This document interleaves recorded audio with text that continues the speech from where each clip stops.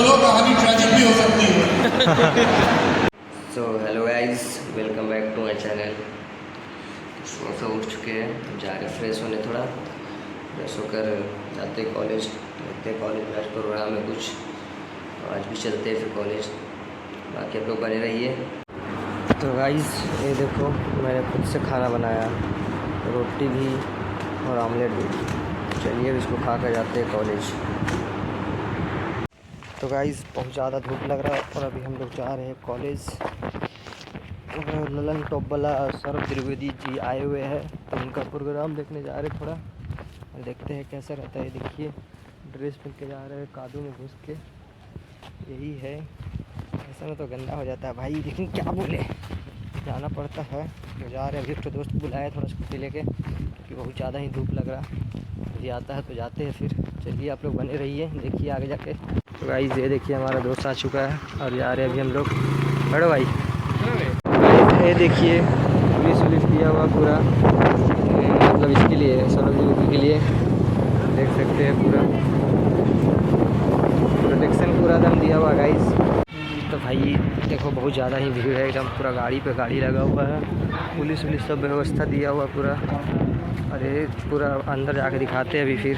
तो ये देखो गाइस हम आ चुके अंदर, अभी आया नहीं है कोई भी, बस ऐसे ही अंदर का प्रोग्राम चल रहा है। तो गाइस अभी हम लोग जाने वाले हैं कॉलेज से बाहर, रोक लगाने के लिए। तो जाने वाला है तो ठहराव करेंगे हम लोग, इंटरव्यू नहीं लेंगे मेरे। तो चलिए दिखाते हैं उसको कैसे बंद करा जाता है। मेरे जाते जाते देखो गाड़ी उड़ी आने लगा, मतलब गवर्नर साहब आ गई है शायद, पूरा एकदम वहाँ से यहाँ तक आ गया पूरा अंदर तक। हरा झंडा लगा हुआ है गाइस, ये देखो NSU। चलिए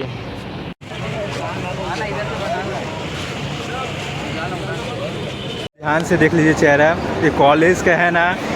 ऊपर देखिए पोस्टर में ये लोगों का फ़ोटो है, समझ सकते ही है। और ये लोगों को प्राइज़ मिलने वाला है। अरे कीर्ति मैम है हमारी सीनियर, इनको है ना गूगल एम्बेसडर बनाया गया। चलो तो गाइस फाइनली चढ़ गए सर, तो देख सकते हैं। और आवाज़ आ रही है।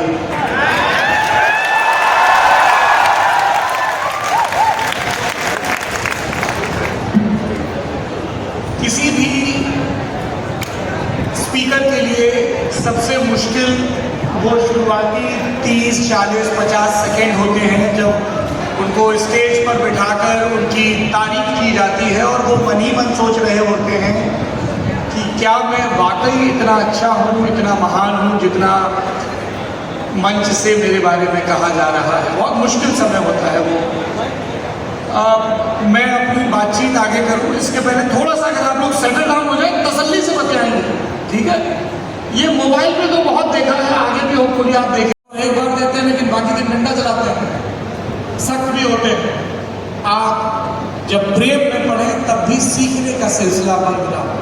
और याद रखें, जिससे भी प्रेम करें सबसे पहले उसका सम्मान करें और बोलने से पहले सुनने का शौक सीखें।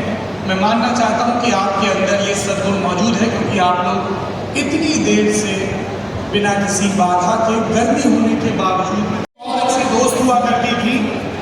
अब वो बहुत अच्छी दोस्त नहीं है, अब वो मेरी सबसे अच्छी दोस्त है, साथ में वो मेरी पत्नी भी है।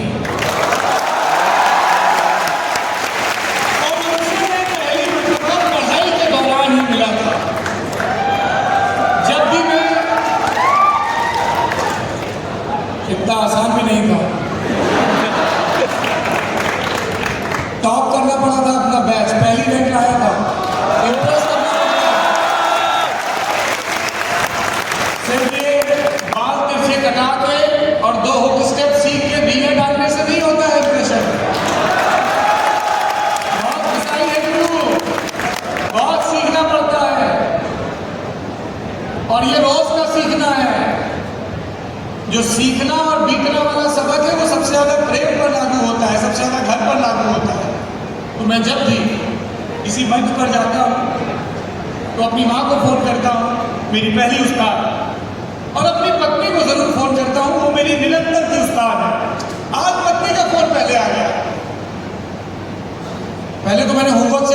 कुछ मिस तो नहीं किया है? मैंने कहा होमवर्क तो ठीक है, अच्छे से अच्छा बच्चा बन के जा रहा हूँ, वर्कआउट भी किया है, खाना भी ठीक से खाया है, पढ़ाई भी कर रहा हूँ। फिर उनका फोन आया, वो बोली कि ये मेज पर मेरी अंगूठी रखी थी, तुम पहन गए हो क्या? मेरे को बड़ा झटका लगा, मैंने कहा चोरी पकड़ी गई साहब। तो ये जो मैंने मेरे हाथ में एक अंगूठी सी पहन रखी है सिल्वर की, ये मेरी पत्नी की अंगूठी है। तो बाद में मैं अपने मन से ये सवाल पूछने लगा कि मैंने ऐसा क्यों किया। तो यूजुअली मैं सिर्फ अपनी शादी की अंगूठी पहनता हूँ। मैंने कहा था ना खुल के बात करूँगा, मन की बात करूँगा। वो पिछले दिनों एक लंबे विदेशी दौरे से आए हैं छुट्टियां बिता के, तो मैं उनकी उपस्थिति को बड़ा मिस करता हूँ देवियों सज्जनों, जब दौरे पर होता हूँ। मुझे लगता है कि आप जिससे प्रेम करते हैं उसका कोई अंश कोई उसकी चिन्हारी आपके इर्द गिर्द हो, तो आप उस खुशबू से ओत-पोत रहते हैं जो आपको मजबूत बनाती है। प्रेम कल्पना की चीज नहीं है, ये आपको शक्तिशाली बनाता है, ये आपको विनम्र बनाता है, ये आपको करुणा से भर देता है, ये आपको कृतज्ञता से भर देता है। दुनिया में कितने लोग हैं जो इस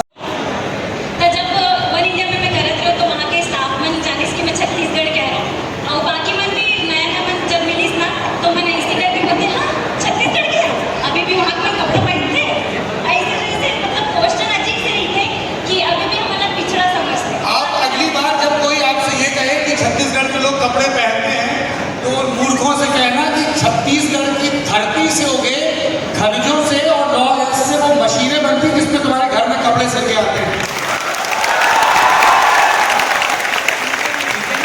अगली बार जब कोई तुम्हारे आत्मसम्मान पर सवाल उठाने की कोशिश करे तो वहीं पलट के जवाब देना।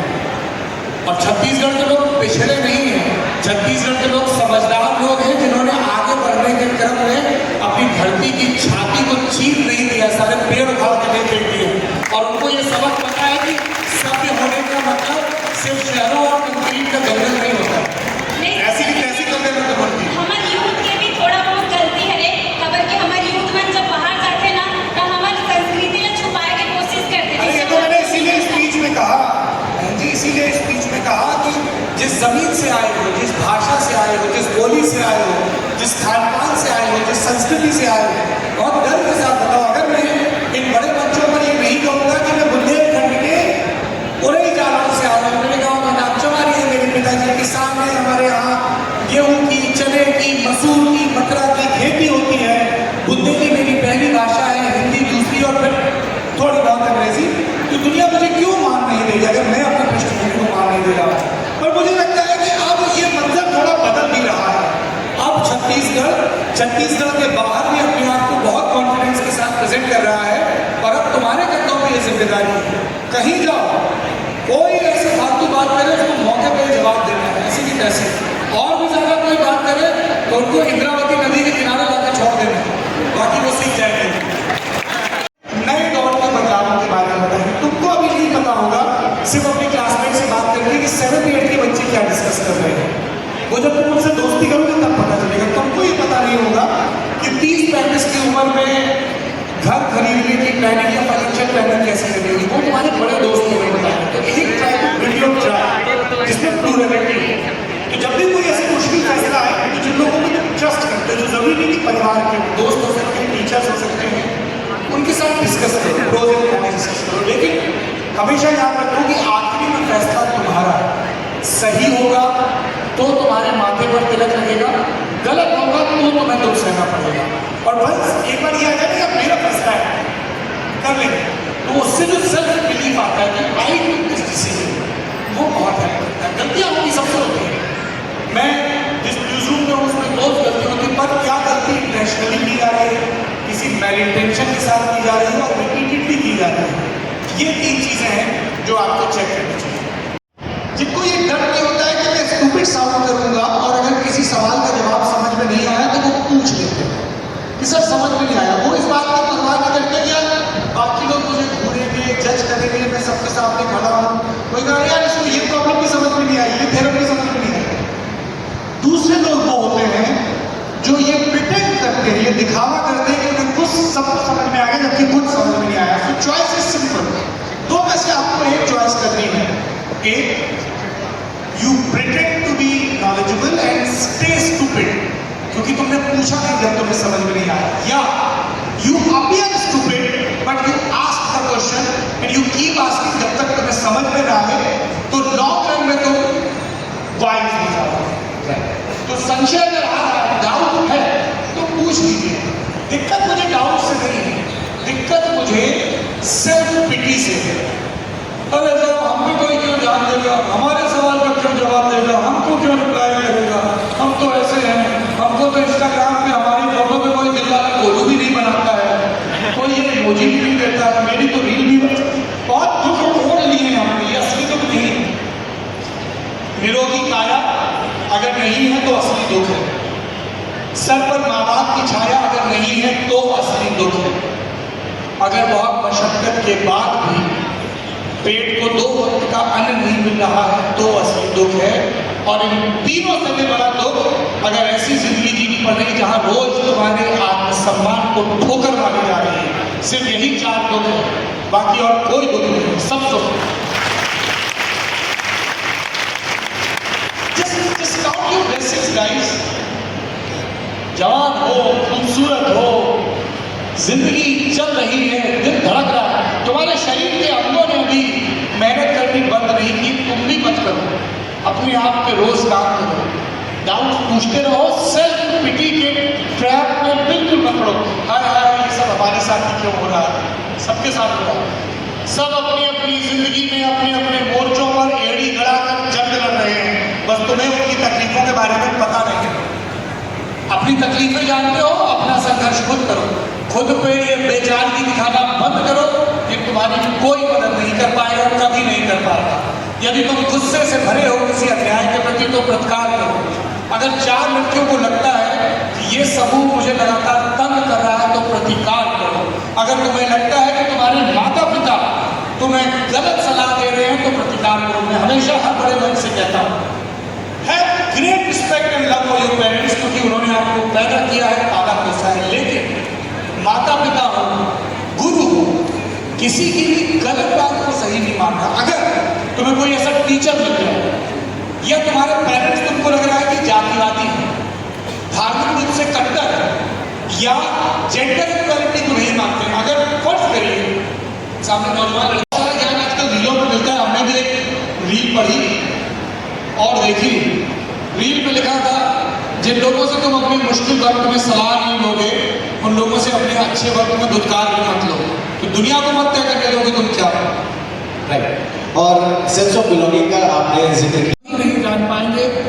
मैं नए सेशन की शुरुआत में अपने सब नौजवान लड़के लड़कियों से, दोस्तों से, या जो भी आपका चोजन जेंडर हो, थर्ड जेंडर हो, जो भी आपकी सेक्सुअल ओरिएंटेशन हो, ये प्रार्थना करता हूँ कि ईश्वर तुम्हें प्रेम का और सीखने का वरदान दे। अब आप में से कोई नास्तिक मिले कि आप जिंदगी में कभी भी सीखना बंद ना करें।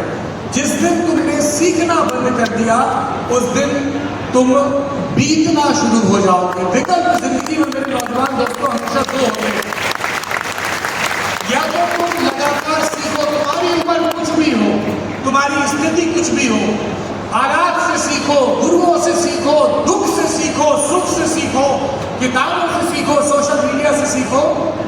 सीखो क्योंकि सीखना तुम्हें बढ़ाता है, और जब तुम सीखना बंद कर देते हो तब बढ़ना बंद हो जाते हो और बीतना शुरू हो जाते हो। Choice is yours. तब तक पुनर्नवा रहोगे, तब तक जिंदगी में रोमांच रहेगा कि आज कोई नया शब्द सीखा, आज कोई नई डिश ट्राई की, आज किसी नए व्यक्ति से परिचय हुआ, किसी नई सामाजिक परंपरा के बारे में पता चला, कोई कहानी पढ़ी, कोई गाना सुना, किसी नए फलसफे के बारे में पता चला। कैसा मन में उल्लास आ जाता है, कॉन्फिडेंस भर जाता है। आज जिंदगी में कुछ नया जुड़ा। ये जब हम सुबह सवेरे उठे और मुट्ठी खोली और 1 रुपए का सिक्का था जिस पर लिखा था आज का दिन, उसको ढंग से खर्च किया जिंदगी के हाथ में। भारत भाग्य विधाता, पंजाब सिंध गुजरात मराठा।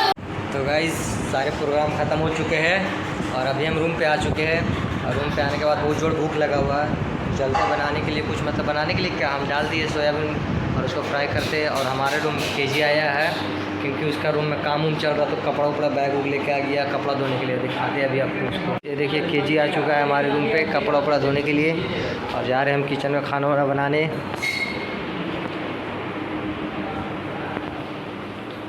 तो ये देखिए अभी सोयाबीन को बॉईल कर रहे हैं, बॉईल करने के बाद इसके बाद फिर बनाया जाएगा। तो ये हमारा सोया फ्राई हो चुका है, खा कर बहुत ही मज़ा आ रहा है। फर्स्ट टाइम बनाया गाइस, बहुत ही अच्छा बना है। अगला बार रेसिपी बताएंगे अच्छा से, तब तक आप लोग भी इंजॉय कीजिए। तो गाइस अभी शाम हो चुका है और थोड़ा बहुत सोच रहे कि बाहर निकलने के लिए, तो अभी थोड़ा जा रहे हैं बाहर और देखते हैं अभी कहाँ जाते हैं और आपको दिखाते हैं उधर जाके। तो चलिए बनी रहिए हमारे साथ, ऐसे ही सपोर्ट कीजिए। Thank you. गाइस ये देखिए राहुल का रूम आ चुके हैं और यहाँ पर ही बन रहा है अभी अंडा का सब्जी। अंडा डाल चुका है, बाकी आप लोग देखते रहिए, अब घर जाएंगे थोड़ा देर में। तो ये देखिए हमारा खाना निकल चुका है, अंडा का सब्जी और चावल है। तो आज का ब्लॉग यहीं पर समाप्त करते हैं और मिलते हैं कल एक नए ब्लॉग के साथ। बाकी आपका आभार और ऐसे ही बने रहिए। तो भाई देखो अंधेरा में अकेले आए हैं पूरा राहुल का रूम से, और हम अपने रूम पे पहुंचने वाले हैं। सुन सन्नाटा पूरा हो जाता है इधर साइड में, कोई नहीं दिख रहा, कोई भी आके लूट पार कर सकता है भाई, तो सावधान रहे।